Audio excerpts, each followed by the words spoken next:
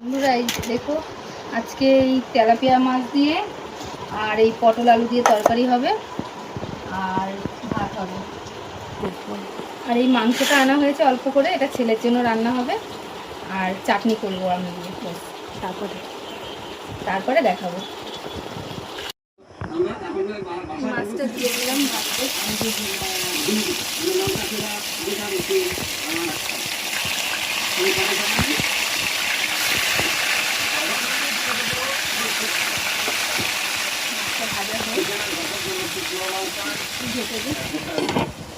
তারপর দেখাচ্ছি।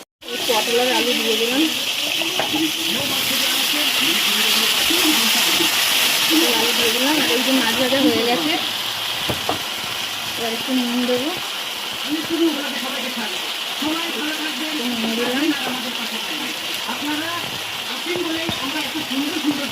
আর একটু হলুদ দিলাম।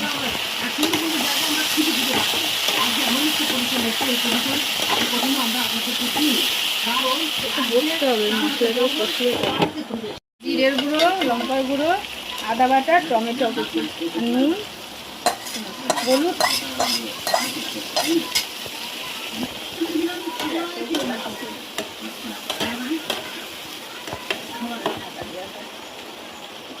জল দিয়ে দেবো।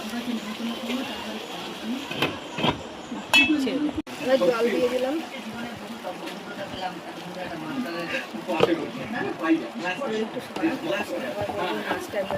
মাছটা দিয়ে দেবো।